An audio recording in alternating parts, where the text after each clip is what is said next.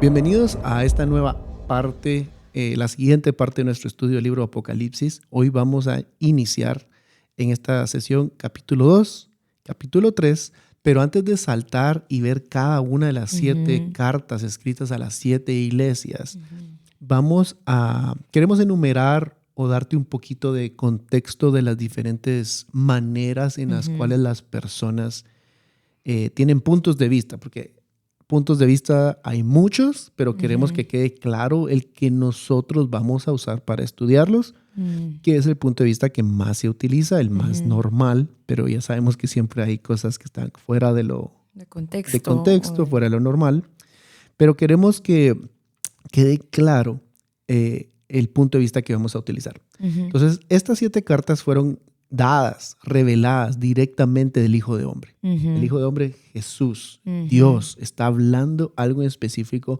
sobre la iglesia.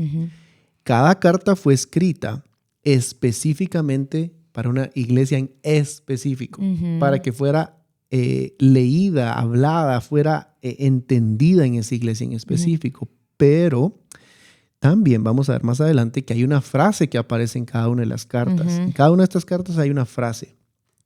Y esa frase nos va a hacer entender y comprender que esto también fue escrito para ser entendido por nosotros. No fue solo para esa iglesia en ese tiempo, sino fue escrito para la iglesia.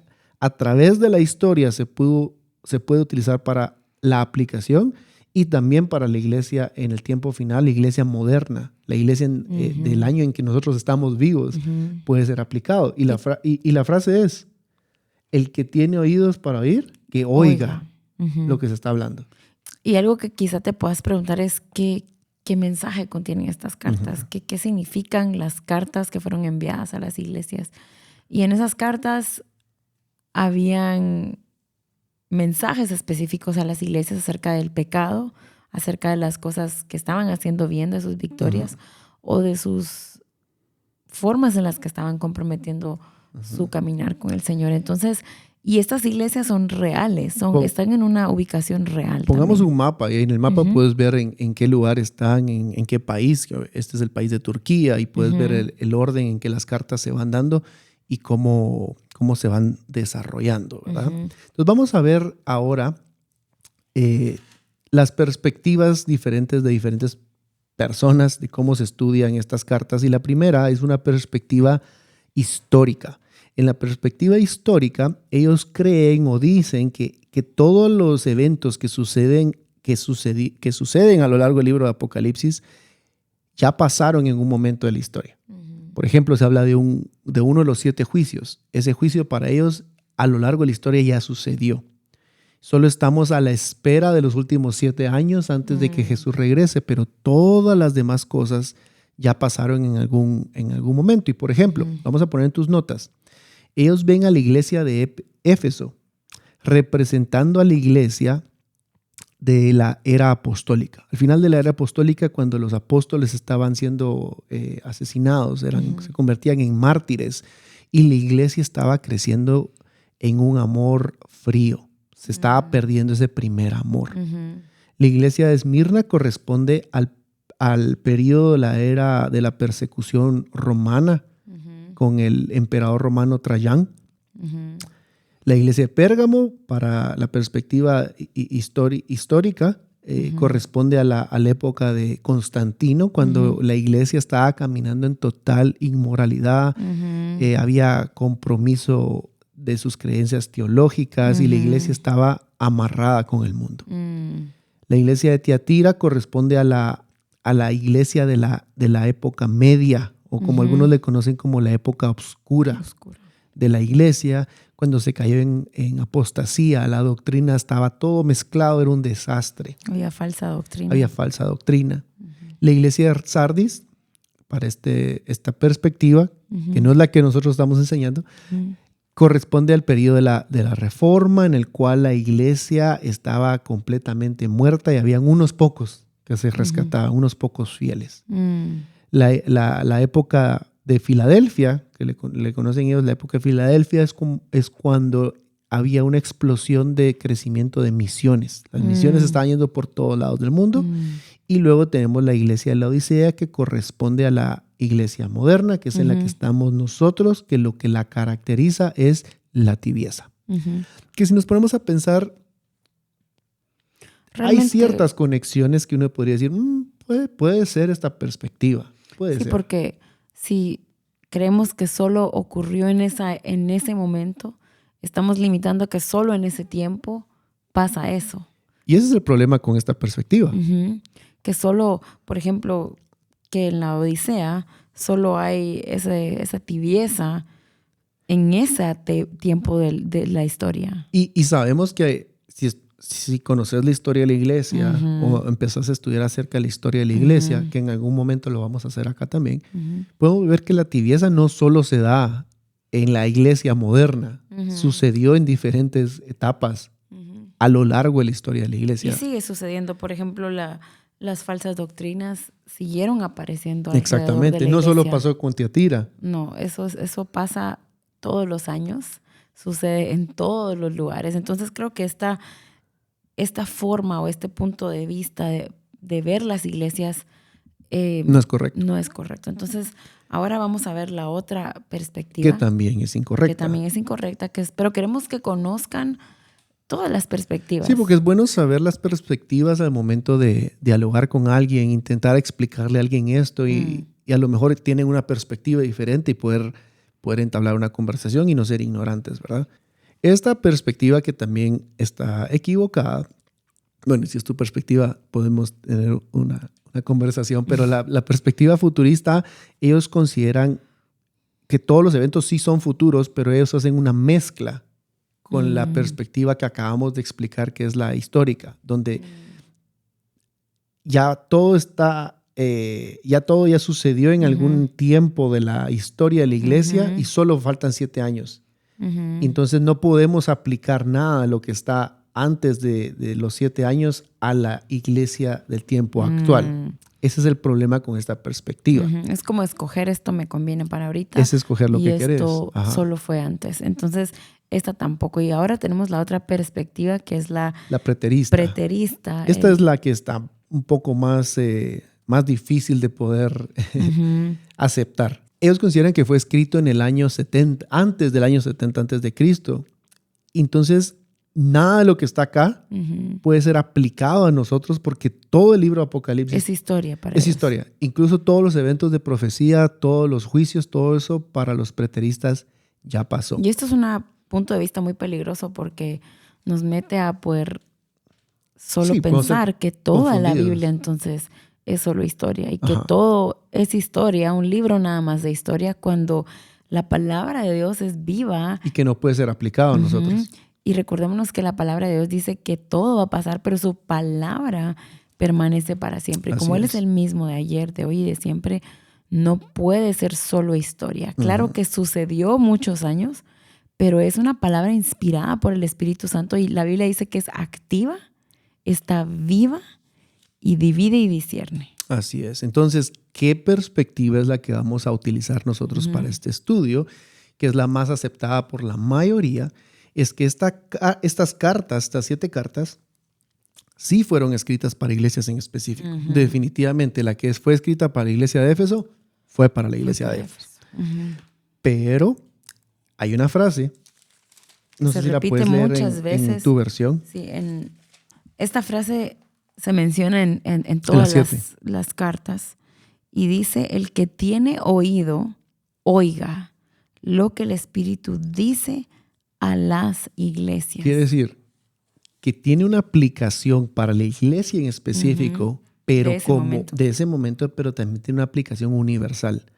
A lo largo de la historia de la iglesia, estas cartas se han podido aplicar y las podemos aplicar a nuestra vida hoy, porque tenemos oídos para escuchar, leer lo que se está hablando aquí. Yo creo que al escuchar, y claro que habla de oídos, pero también habla de un entendimiento. De entenderlas. Entonces, cualquiera que lee esto, y creo que lo estamos leyendo hoy, entonces podemos aplicarlo a nuestro tiempo, a nuestros hijos, a nuestras generaciones y a los que pasaron también, porque dice a todo el que oiga. Todo el que oiga. Preste atención, escuche lo que el Espíritu, y como la palabra, la Biblia está inspirada por Dios.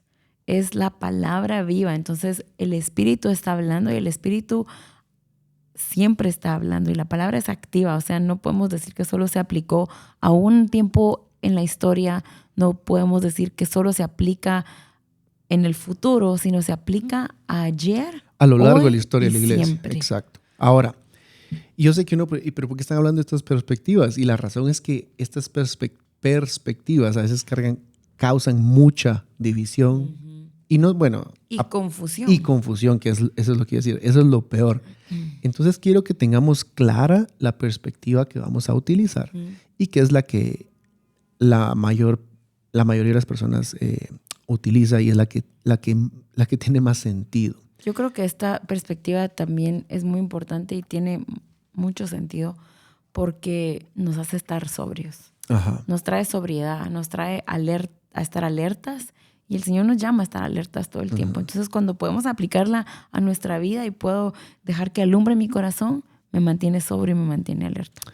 Y antes de que ya empecemos ya con las cartas, vamos a hablar de la última cosa que también tiene diferentes puntos de vista, diferentes perspectivas y que no debería causar división tampoco. Y es que si se dan cuenta, cada una de las cartas, pueden ir a sus Biblias y ver que todas las cartas inician igual. Manera. Por ejemplo, Apocalipsis 3.1, vamos a tomar esa. Dice, escribe al ángel de la iglesia. Todas inician así. Sardis. Todas inician, escribe al ángel de la iglesia. Igual, Apocalipsis 2.12, por ejemplo, dice, escribe al ángel de la iglesia en Pérgamo. Ahora, la palabra ángel viene del griego ángelos, que significa mensajero. Aquí se está hablando de un mensajero. Ahora, desprendiéndonos de esa idea de mensajero, vamos a mencionar 4 puntos de vista y les vamos a decir cuál es el que vamos a utilizar nosotros y es el que es más aceptado. Y la primer perspectiva es que se trata de un ángel sobrenatural, un ser celestial que va a dar el mensaje a la iglesia. La segunda perspectiva es que se trata de un humano, de un representante de la iglesia, un obispo, le llaman algunos de los comentaristas, un pastor que va a recibir el mensaje y después lo va a trasladar a la iglesia por completo. La tercera perspectiva es que no se trata de ningún ángel ni se trata de ninguna persona, sino que es una personificación de la iglesia. Y la personificación de la iglesia le llaman ángel. Es una idea muy vaga. Muy amplio. Y no tiene sentido, pero es una perspectiva. Y la última, que es la que algunos toman, es no se sabe. No sabemos quién está hablando. No sabemos quién está hablando. Es un mensaje dado.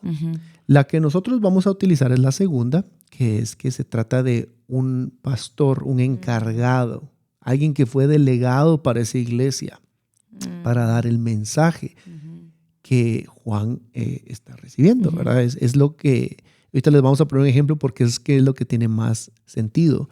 Pero algunas personas podrían decir, pero aquí dice ángel. Y si es una persona, es un pastor, es un encargado, un delegado, no, es humano.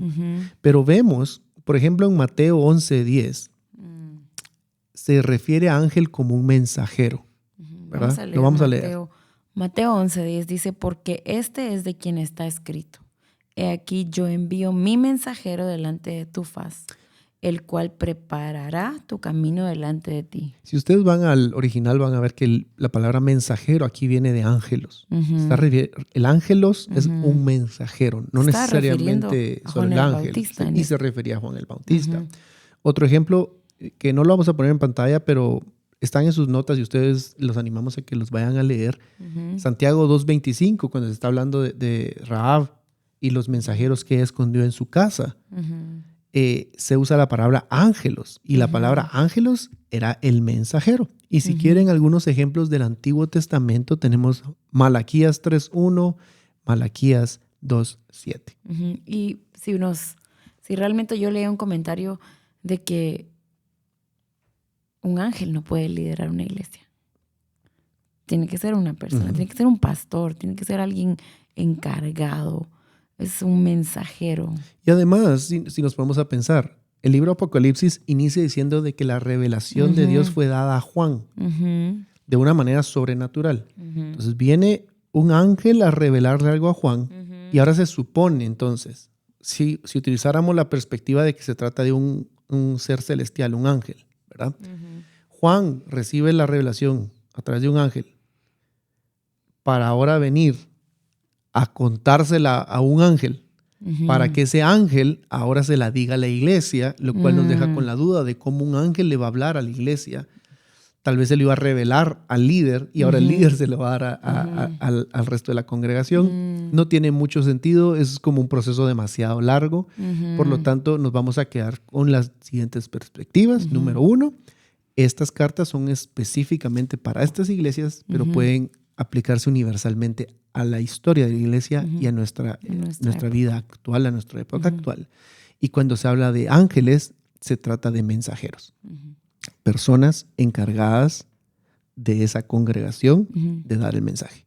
Entonces queremos dejarte con este fundamento, con este contexto, que puedas pedirle al Espíritu Santo que te revele aún más, que puedas comenzar a leer los capítulos 2 y 3 y que puedas ver el siguiente video que empezamos con la iglesia de Éfeso.